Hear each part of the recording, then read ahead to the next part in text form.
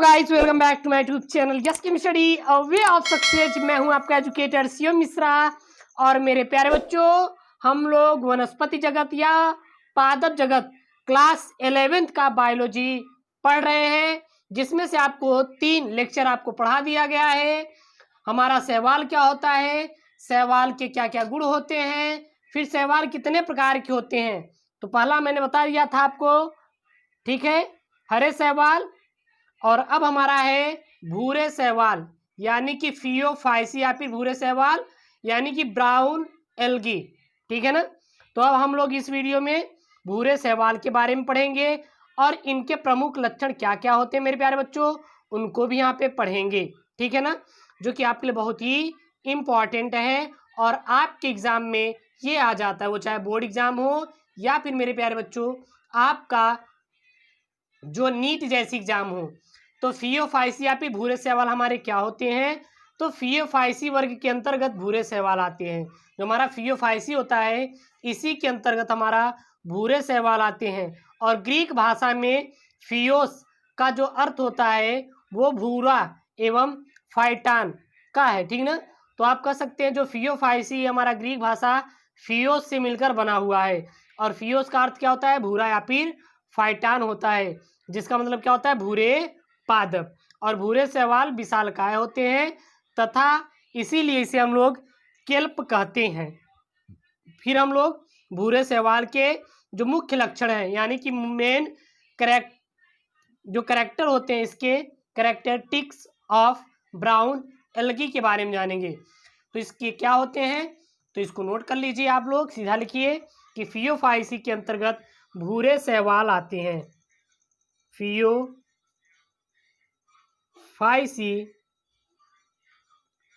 के अंतर्गत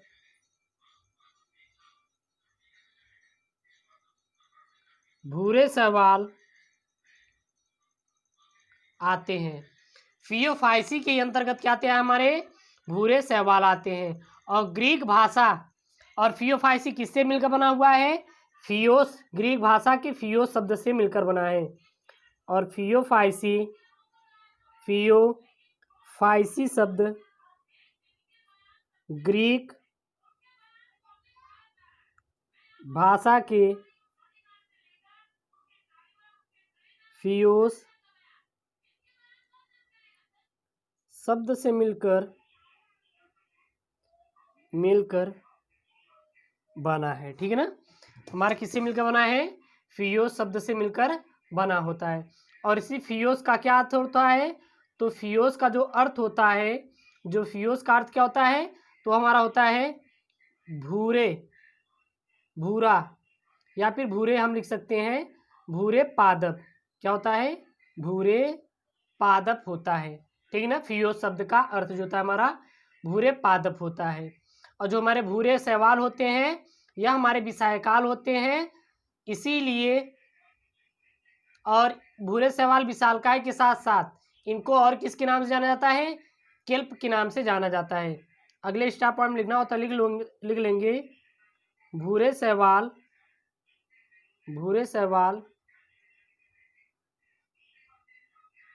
विशालकाय होते हैं तथा इसे केल्प कहते हैं। तो जहाँ हमारे भूरे शैवाल होते हैं क्या होते हैं, बहुत ही विशालकाय होते हैं, इसीलिए इसको क्या बोले जाते हैं, हम लोग केल्प के नाम से जानते हैं। अगर फियोफाइसी वर्ग जो होते हैं भूरे शैवाल के कुछ सदस्यों के उदाहरण क्या क्या है, तो उदाहरण में लिख लीजिएगा, वो हमारे डिक्टियोटा भूरे शैवाल में आता है। और क्या आता है हमारा लेमिनोरिया, ये भी हमारा किस में आता है, भूरे शैवाल में आता है। और सारगासम भी किस में हमारा आता है, भूरे शैवाल के अंतर्गत ही आता है। अब हम लोग जानते हैं भूरे शैवाल के मुख्य लक्षण, कि भूरे शैवाल में क्या क्या लक्षण होते हैं। तो हेडिंग क्या डालेंगे, भूरे शैवालों के मुख्य लक्षण।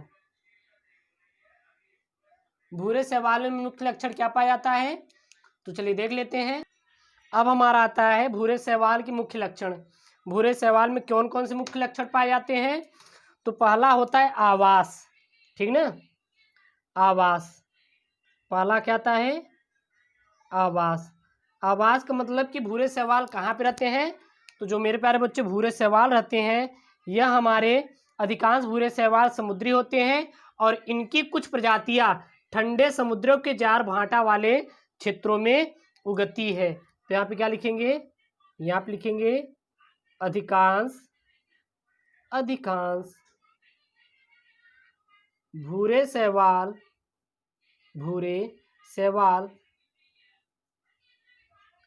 समुद्री होते हैं। अधिकांश भूरे शैवाल क्या होते हैं हमारे प्यारे बच्चों, समुद्री होते हैं। इनकी कुछ प्रजातियां ठंडे समुद्रों के ज्वार भाटा वाले क्षेत्रों में भी उगती है। क्षेत्रों में भी क्या होती है, उगती है। इनकी जो कुछ प्रजातियां कहाँ पे उगती है, हमारे जो ज्वार भाटा वाले जो हमारे क्षेत्र होते हैं ठंडे, वहां पर भी उगती है, ठीक है ना। दूसरा हमारा क्या होता है, थैलस ऑर्गेनाइजेशन, यानी कि सुकाय संगठन। दूसरा हमारा क्या होता है, सुकाय संगठन, ठीक ना। सुकाय संगठन हमारा क्या होता है, तो इनके माप तथा आकार में अत्यधिक विभिन्नताएं पाई जाती हैं और हरे व लाल शैवालों के विपरीत भूरे शैवालों में एक कोशिकीय रूप नहीं पाए जाते। इसमें लिखेंगे इनके माप तथा आकार में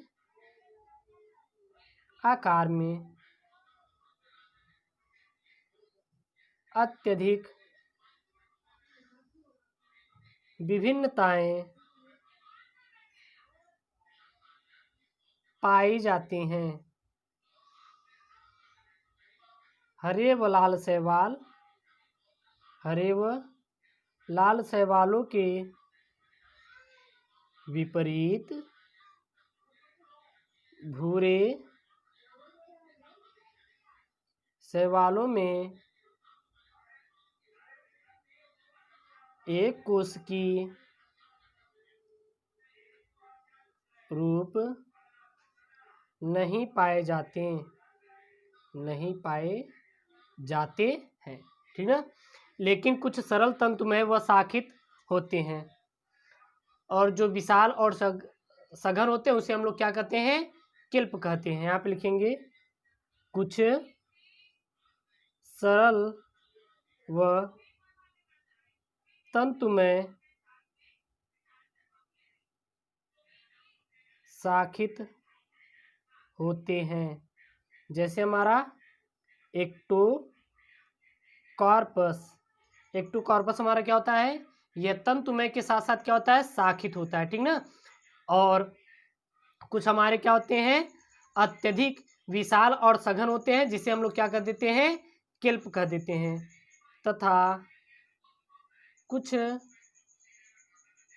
विशाल एवं सघन होते हैं, जिसे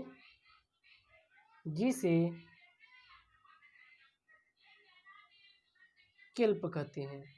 जिसे मेरे प्यारे बच्चों क्या कहा जाता है, तो उसे हम लोग कहते हैं किल्प। और इनमें पत्ती सदृश तथा तना सदृश रचनाएं पाई जाती हैं और कुछ किल्प कितने होते हैं, 40 से 60 मीटर तक लंबे हो सकते हैं। और पौधा पराग कैसा होता है हमारा,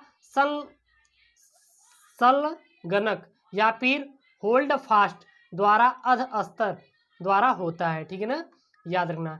और किल्प हमारे कितने होते हैं, तो किल्प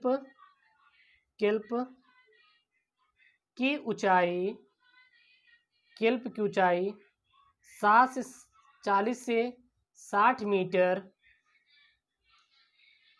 तक लंबी हो सकती है, तो केल्प की ऊंचाई कितनी हो सकती है? 40 से 60 मीटर तक लंबी हमारी हो सकती है, ये आप लोग याद रखिएगा। तीसरी हमारी आती है, वो आती है कोशिकीय संरचना। तीसरी क्या आती है? तीसरी आती है कोशिकीय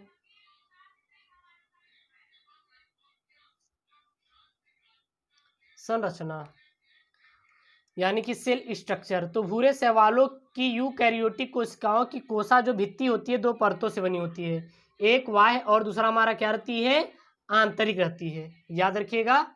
और आंतरिक परत जो होता है वो सेलुलोज तथा बाह्य परत हमारा जिलेटिनी चिपचिपे पदार्थ एल्जिल से बनी होती है, और इन्हें हम लोग सम्मिलित रूप से क्या कहते हैं? फाइकोकोलाइड्स कहते हैं। और ये जैसे ही वायु के संपर्क में आते हैं या फिर जैसे कि भाटा के समय हमारा क्या होता है? फाइकोकोलाइड्स शैवालों को सूक्ष्म व जमने से यही बचाता है। जब हमारा भाटा आता है तो फाइकोकोलाइड्स ही होता है जो कि हमारे शैवालों को जमने से क्या करता है? हमारा बचा लेता है, ठीक है ना।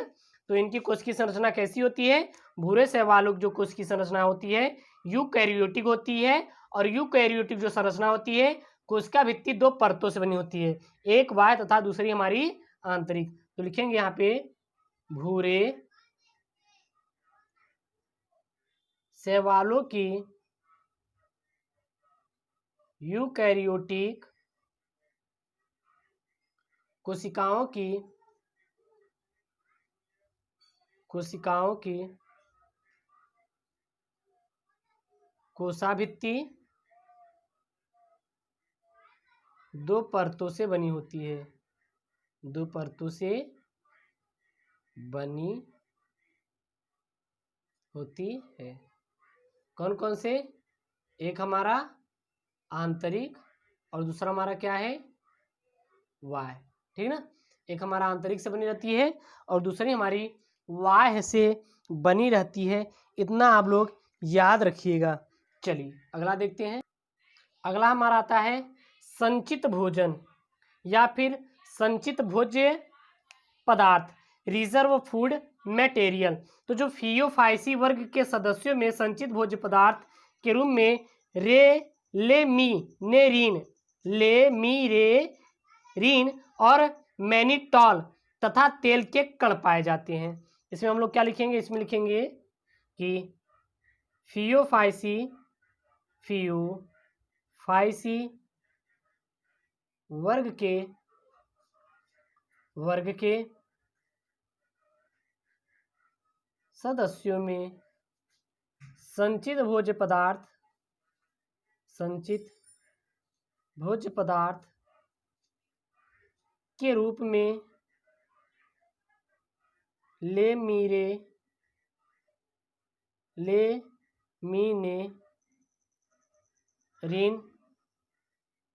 तथा मैनिटॉल तथा तेल के कण पाए जाते हैं, तेल के कण पाए जाते हैं, तेल के कण पाए जाते हैं। दूसरा हमारा आता है इसमें जनन।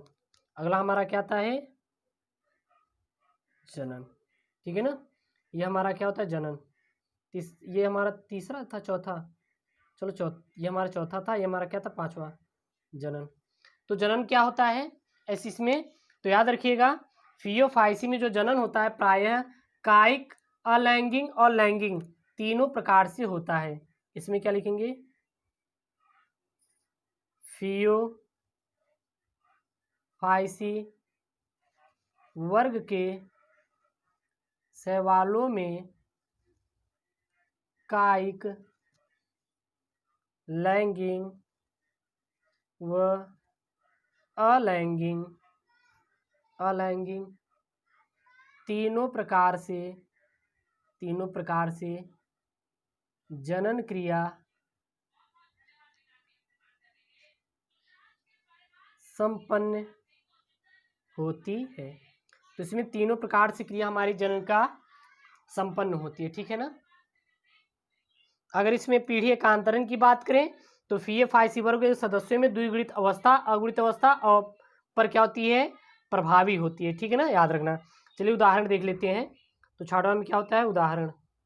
उदाहरण में हमारे जैसे क्या क्या आते हैं, वो आते हैं हमारे एक्टो कार्पस और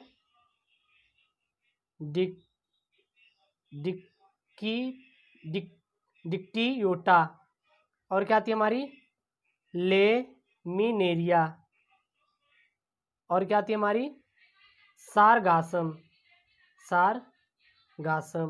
वो हमारी क्या आती है फ्यूकस इत्यादि होते हैं, ये हमारे भूरे शैवालों के अंतर्गत आते हैं। तो मेरे प्यारे बच्चों याद रखिएगा, ये हमारा है भूरे शैवाल, जो कि आपके लिए क्या है, इंपॉर्टेंट है। और ऐसी वीडियोस पाने के लिए चैनल को जरूर सब्सक्राइब कीजिएगा। ओके दोस्तों, थैंक यू, जय हिंद। ये हमारा एनसीईआरटी क्लास 12th है, ठीक है ना।